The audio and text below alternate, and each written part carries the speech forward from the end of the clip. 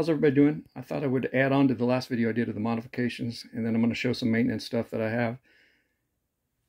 This comes with a single switch that does the under counter and under cabinet LED switches, lights. And so here's the single switch here. All I did is went on to Amazon and bought this double switch here. I think it was 18 bucks for this. It's pretty easy mod to do, so I just cut out here, and what I actually used is a steak knife. It actually cuts this board pretty good. My other saw is a little bit too big for it, but I scored it first with a razor blade so that it cuts even and it won't rip this fake wood off of here. Anyway, so you can turn off the under cabinet and then have the under counter on when you're watching TV. It kind of sets the ambience in here really nice, actually. That's one of the better mods I've done. I actually like that a lot. But you just have to split the wires. There's one ground that goes to both. And then, of course, you have your separate positive to each light. You just have to split those. And the new switch comes with 4 terminals on it. Pretty easy to do. I don't think you can really mess that up. And then we'll go outside and check out some stuff out there. First thing I'll show is this telescoping ladder. I bought this a long time ago. I bet I bought this 12 years ago. We had a Class B motorhome a long time ago. But I added these extensions on here, and I don't think it'd be too hard to do. This is just some aluminum tubing with some rubber, I think that's furniture feet. I just drilled a hole in there and ran it through there with a cap screw.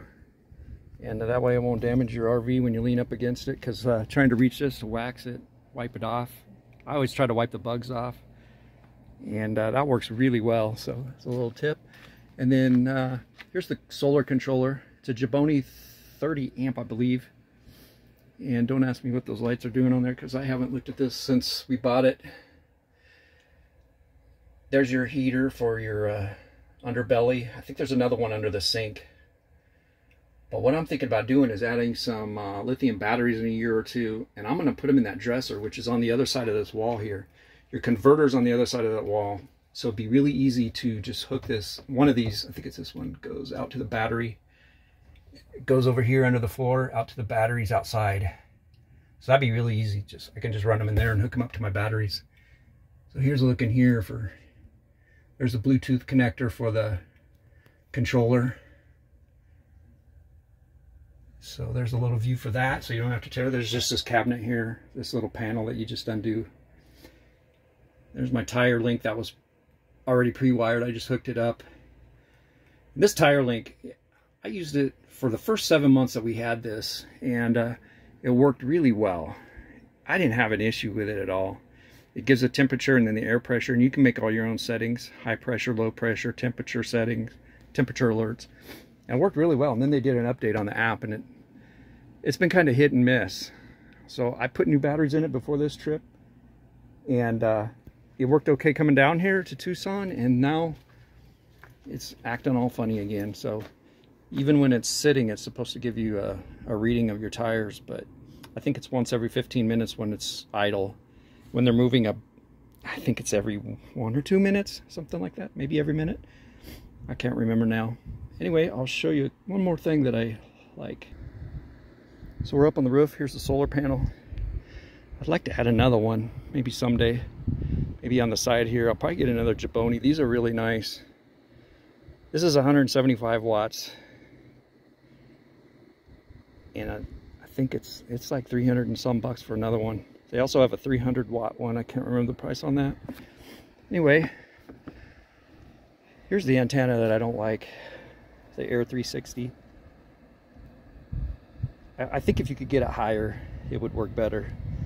But actually on this trailer, it's more in the open than some trailers. Some of them put them right here beside the air conditioner. I do not understand these manufacturers doing that. You're just blocking the signal. And with HDTV and the higher bandwidth required for that, you gotta have a good signal. So I might do something different there. Anyway, I wanted to show these vents.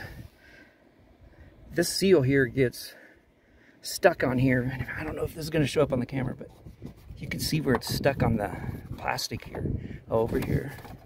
You can see that. So all I do is I just spray this